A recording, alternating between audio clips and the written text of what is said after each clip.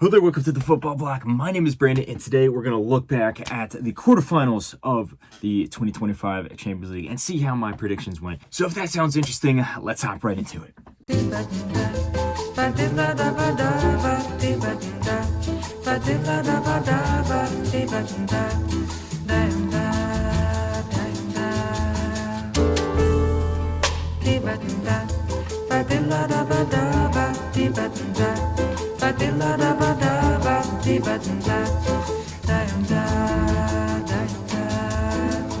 Eu quis amar, mas tive medo e quis salvar. So the quarterfinals have come to a close. 4 teams will move on to the semifinals, and the other 4 teams will be heading home. Before we look on to the semifinals, let's take a look back, look at each of these matchups, see what happened, and of course, see how accurate my predictions were. So without further ado, let's start off with the first matchup here, and we had the one that I was most excited from a neutral point of view. This was the most exciting matchup in my opinion. We had Bayern Munich going up against Inter Milan, a replay of the 2010 Champions League final there, and this was a game that I thought was going to be pretty close. And it ultimately was pretty close as well. There was a little more goals than I expected. But the way that the first leg started off in Munich, Bayern had the whole host of possession. It looked like they had a lot more chances. Most of their chances didn't really trouble Jan Sommer. I have to admit they, weren't really that well put together. And then the few chances that they did have that were dangerous, they kind of fluffed their lines. In particular, there, Harry Kane had a very clear chance to score, and yet he hit the post. You kind of expect for a guy like that, like he's got to be putting those in the back of the net. And despite the fact that Bayern Munich had more of the possession, more of the momentum, it seems, Inter Milan was not out of their depth here. They were just waiting for their moments, and that was exposed right at the end of the first half of the first leg, where Lautaro Martinez scored a very nice goal with the outside of his boot, a lightning-quick counter-attack there. And at that point, Inter Milan was winning. They carried that new momentum that they had themselves into the second half, and they almost scored on a few occasions as well. Now, then Vincent Kompany made a few changes. In particular, he put on Thomas Muller, who was playing what ended up being his last game at the Allianz Lima. And he got Bayern Munich back on level terms. Bayern Munich was starting to get a little more dangerous. Kimmich got on the ball a lot more. And just when you thought that Bayern Munich had scored and was looking really good, they might even grab the winner at home there, another quick counter-attack happens from Inter Milan, a stupid giveaway from Bayern Munich there. Lightning fast down the other end of the field, and Fratesi scores a pretty simple finish there to snatch the victory. Second leg comes around, and it's kind of more of the same. Now, because Inter already had the advantage, I don't think that they were as aggressive going forward. Bayern Munich had the onus to attack on them, and they did create more chances this time around. And with a pretty nice finish, Harry Kane did open the score to tie the result 2-2 on aggregate. But Bayern Munich's biggest flaw this whole season has been their defense. By far, this is one of the worst defenses I've seen on a Bayern Munich team, maybe ever. Despite maybe last season was slightly worse, but overall, this has been a pretty poor defensive display for Bayern Munich, in particular in the Champions League, and that was exposed here by Inter Milan, especially on set pieces, as immediately after Harry Kane scored, and then it looked like the momentum was going to be going in Bayern Munich's favor. Corner kick came in, ball pinged around in the box. Lautaro Martinez was just the first to it, put it in the back of the net, and then a few minutes later, Pavard, completely unmarked on a corner, scored a bullet header to put Inter up again. Now, Bayern Munich got really desperate at the end. They did eventually score a second goal there. A bit of a lucky goal from Eric Dyer, but still a goal's a goal. But Inter didn't really look that troubled. They still looked pretty comfortable once that goal from Pavard went in, even though Bayern Munich had a whole host of chances. And I think that just goes to show something that I talked about in my prediction, which is the difference in experience when you look at the two coaches. You have Simone Inzaghi, one of the best coaches in the world, a coach that has won a bunch of trophies, a coach that specializes in cup tournaments. And you look at a guy like Vincent Kompany for Bayern Munich, on the other hand, I think he has an opportunity to become a great coach. Clearly has talent there, but he is still a young guy. He is still lacking the experience to overcome someone so successful like Simone Inzaghi. And this game was just, these two games here were just clear evidence of that. Another thing too, obviously, the defensive frailties that Bayern Munich have. Inter Milan, I think, they struggled at times. They weren't as consistent as they were throughout the entirety of last season, for example. But ultimately, they were the better team that went through. My prediction was that it was going to be 2-1 on aggregate.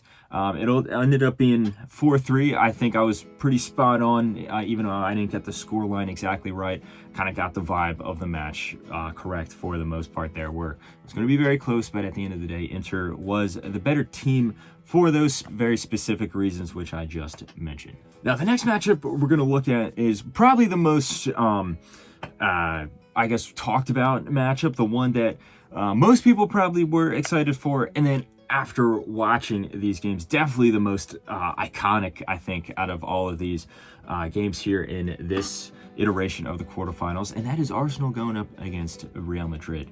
The first leg started off, I think, pretty even. Neither team really created a whole lot of chances, and I think that on Arsenal's part, that was intentional. They were trying to sit back. They were trying to soak up pressure and just be a little more solid at the back, focus on that. Not to mention, they don't really have a whole lot of attacking output. They're not blessed with tons and tons of world-class wingers or something like that. They have world-class attackers, but few and far in between. I think they just don't really have a deep squad in terms of their offense. They also lack an out-and-out striker, let alone a center forward that is fit. Real Madrid, on the other hand, they were trying to attack. It just was not coming together. There was no fluidity in their attack, but still, they looked dangerous at times. Their danger, though, really started to fade in the second half as Arsenal's confidence grew. But the breaking point was the first free kick from Declan Rice. What an absolute banger of a shot. Curled it around the wall into the side netting there, completely flat-footed. Thibaut Courtois, amazing free kick. And then to top it off and to make it even better, Declan Rice scores a free kick, which is even better than the last one. This time, a long shot from far out, curls it right into the top corner. No chance for Thibaut Courtois. And just like that, Arsenal is up 2-0 against Real Madrid. And then I think Real Madrid kind of lost the plot at that point. Arsenal was running all over them. Mikel Merino scored a beautiful goal, beautiful team goal to make it 3-0 to Arsenal. Harrowing performance in the second half. Like I said, the first half was pretty balanced, but it was a harrowing performance in the second half there. And then there was all this talk about the remontada, about how Real Madrid's going to come back, and just like they had done before, so against all these other teams last year, the year before that, and the year before that, and the year before that, comebacks have become synonymous with this Real Madrid team. And for a moment there, it looked like it was very possible in the second leg once it started, but I think that this Real Madrid team does have some serious flaws. The defense is a huge issue there. Yes, there are a lot of injuries or players coming back from injuries, but there's also just from poor performances all around, and the defensive structure is just completely lacking. It's more porous than we've ever seen it before, and there's really no fluidity in the attack either. On paper, they didn't have it in them, it seems, to mount this comeback. And the time went on and on and on, and they weren't able to find a goal. In fact, it was Arsenal that opened the score. A pretty nice finish from Saka there to make it 4-0 on aggregate. Vinicius did score a goal. Pretty silly mistake from Saliba, who ironically had a pretty strange game, making a lot of mistakes, almost gave away a few other goals as well. But it wasn't enough. And then Martinelli with a breakaway slams the door shut on Real Madrid, winning 2-1, 5-1 on aggregate. And safe to say, my prediction for this was completely wrong. I thought that it was going to be ultimately a really close game, and that Real Madrid's experience would propel them through, and Arsenal's inexperience in the Champions League would be their biggest weakness here. Now, where I'm aggravated is I did acknowledge the clear flaws in this Real Madrid team. As I just mentioned, their defense, how porous it is, the lack of fluidity in the attack, and just some of the fatigue that the players have, some of the mental fatigue as well. Maybe Ancelotti's style is getting a little stale. Some of his decisions are a little questionable, like continuing to play Vinicius and Rodrigo despite the fact, and Jude Bellingham, despite the fact that they're not as prolific as they were last year, and refusing to play guys like Arda Güler and Brahim Diaz and even Endrick, who look pretty bright in the few moments that they do get to play. I acknowledge all these flaws, and yet I stuck with my gut, which said Real Madrid. Sometimes I can be a little bit of a football elitist where, if there's a big team, I sometimes kind of just expect the big teams to meet the expectations that they set for themselves. And oftentimes that is the case, but that was not the case this time around. Arsenal, deservedly so, were the much better team. And this 5-1 aggregate scoreline, I think, very clearly reflects that. And for all the talk about Arsenal not having a center forward or something like that, yes, it is true. And that has been exposed many times in the Premier League. But in the biggest moments here in the Champions League, the team collective really fills in those gaps and really kind of plays to their absolute best. And we saw that in the last round against PSV. And we saw that taken to a whole nother level in this quarterfinal matchup here against Real Madrid. Now, the next matchup we're going to look at is Barcelona against Borussia Dortmund, two teams that played each other in the group phase. And this was a game that Barcelona went into a little fatigued, you have to say. They had just come back from some pretty hard-fought games in both La Liga and the Copa del Rey quarterfinals. So there was some injury issues with some players, also some players coming back from international duty as well. And in the first half of the first leg in Barcelona, Barcelona was the team that was carrying the ball. They had all the momentum. They were going forward. They were super electric, but that cutting edge looked a little off. They weren't as clinical as they usually were. Some of the final pass was off, or the final shot was off, or something like that. It took them a little while to get into the groove, though. But once they got into the groove, they absolutely massacred Borussia Dortmund. Dortmund had some chances throughout the entirety of the game. Guirassy had a bunch of chances that he should have scored. 2 or 3 of them were some pretty poor misses, you have to say. But that being said, it ended up being 4-0 to Barcelona. Rafinha scored, Lewandowski scored 2, and then Lamine Yamal added a 4th there at the end. It really could have been more, though. Barcelona created so many chances. Once they got into that momentum, there was no stopping them there. The second leg, though, completely different story. Hansi Flick made some changes. He rotated the squad a little bit. He didn't play Pedri, which I think was the biggest thing there, the most impactful one, because Barcelona did not control the game at all. They got completely trampled over by Borussia Dortmund from the first minute until the last. But they did hold on defensively just enough to stop a real comeback from being mounted, I would say. It was Guirassy who made up for his mistakes in the first leg. He ended up scoring a hat-trick. He opened the score with a penalty and then scored a second goal in the beginning of the second half. But Barcelona was able to kind of shatter the hope for a comeback with an own goal. Good move from Fermin Lopez there. And then while Guirassy did put away a third, it was a silly mistake from Araujo. It didn't really seem, I would say, though, that a genuine chance of failure was going to come at any point. Like, there were shaky moments, of course, but it wasn't like the teams under Valverde or under Koeman, or even last year under Xavi, where Barcelona would just shatter mentally. They would just completely collapse right in front of your eyes. We did not see that this time around. Yes, the second leg was a very poor performance, probably Barcelona's worst performance the entire season, you have to say. But there wasn't a mental collapse. And at the end of the day, Barcelona still does go through to the semifinals here, and I think deservedly so. Yes, it was a valiant showing from Borussia Dortmund, but Barcelona still by far was a better team. My prediction was that it was going to be a comfortable victory. I said 5-2 on aggregate. Ended up being 5-3, so I was pretty close with the scoreline there. But the first leg was comfortable, the second leg wasn't comfortable, so I guess it depends on how you view it. But I was only a goal off in the scoreline, though. Now let's move on to the last matchup we're looking at here. We have PSG going up against Aston Villa, the last underdog team left in the competition here. And just like the other matchups here, this was just overall a very fun matchup to watch.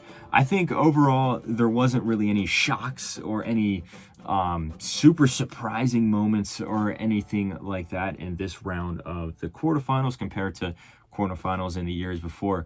But what we did see is just objectively good football. These were all really good matchups in terms of how the teams line up against each other. But there was also just some really good football on display, some amazing goals, some exciting moments, things like that. And perhaps just from a neutral point of view, in terms of how back and forth the games really were. Bayern Munich Inter was great, but I would say maybe this PSG Aston Villa one was even better. It was just, if you're not really supporting either team, you just sit back and watch both of these games. Super fun. PSG had, in the first leg, though, all the ball. They had so many chances, and yet it was actually Aston Villa that opened the score with a very clinical counterattack there. But once they scored that goal, it looked like the inevitable was going to happen, because they had to just sit back and defend. They couldn't keep the game as open like that for the entirety against a team like PSG with Dembele and Kvaratskhelia completely annihilating you on the wings there. And it looked inevitable that they would eventually score, which they did with a beautiful strike from Desiree Doué into the top corner there. And then that momentum got even stronger into the second half of the first leg, where Kvaratskhelia scored an absolutely amazing goal, mesmerizing solo run, and a super powerful shot into the top net. I think everyone's talking about Rice's free kicks as the best goal of the Champions League in particular, his second free kick there, and deservedly so. In my opinion, it also is the goal of the season so far. But if it wasn't for those, I feel like everyone would have been focusing on this second PSG goal in this game from Kvaratskhelia. What a beautiful finish there. Aston Villa had one or two chances, though, you have to say, to tie it up, but it would be Nuno Mendes who put the ball in the back of the net to slam the door shut with 3-1 win. Now, going into the second leg, most people, including myself, thought, okay, Aston Villa is probably going to put up a valiant performance, but this matchup's pretty much over. You can't expect PSG to not score another, for example. And then within 12 minutes, they were up 2-0. It was 5-1 on aggregate. It looked like the game was down and out. A very rare mistake from Dimo Martinez led to the first goal. And then a really well put together counterattack led to the second goal from Achraf Hakimi there. And like I said, it looked like the game was finished. But Aston Villa was given a lifeline. Yuri Tielemans with a really nice run and a bit of a lucky deflection off of Pacho. Saw Aston Villa put one more foot back into the game. And then whatever Unai Emery said to the players at halftime, it had to have worked, because they came out the gate swinging, and within 15 minutes, they scored 2 goals. You just had Marcus Rashford dancing across the field, dribbling past anyone that he came in contact with. A wonderful goal from Jack McGinn to tie up the game on the night. And then Konza scored with a pretty nice and delicate finish to put Aston Villa ahead on the night, and only 1 goal away from PSG on the overall aggregate. And there was so many chances that they had where it looked like they were going to bridge that gap. Rashford had a curling shot that was tipped over by Donnarumma. Marco Asensio came off the bench and had a 1v1, which was expertly saved by Donnarumma. And if it wasn't for Donnarumma, I think we would be talking about Aston Villa going to the semifinals there. This guy showed up with a plethora of insane saves, just like he did in the last round against Liverpool, actually.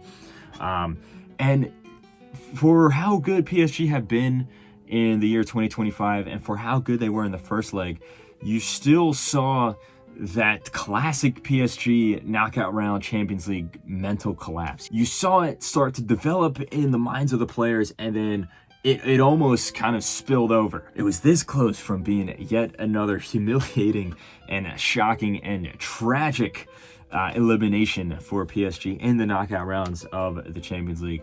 But even though it was close, this PSG team, as I said in my other videos, is the best PSG team I've ever seen. And they had enough in them to see out this extremely valiant and extremely honorable effort from Aston Villa to go through to the semifinals here. My prediction was that it was going to be 3-2. I thought it was going to be, like I said, a valiant performance from Aston Villa, but ultimately a convincing win for PSG. I correctly predicted that PSG was going to go through.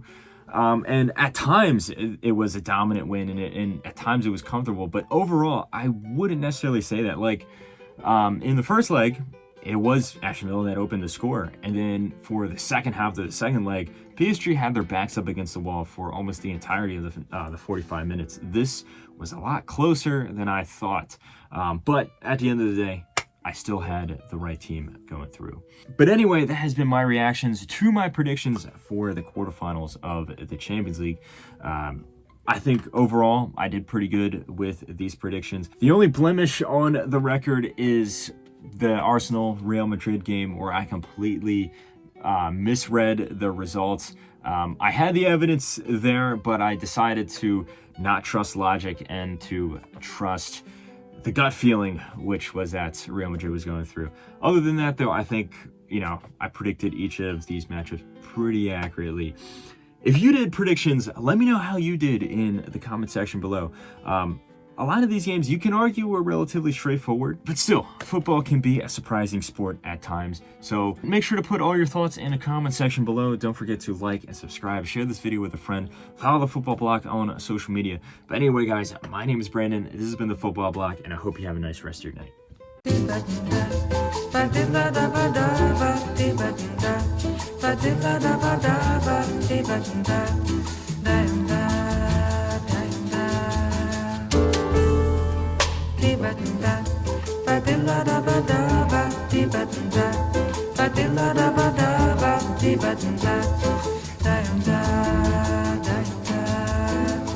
Eu quis amar.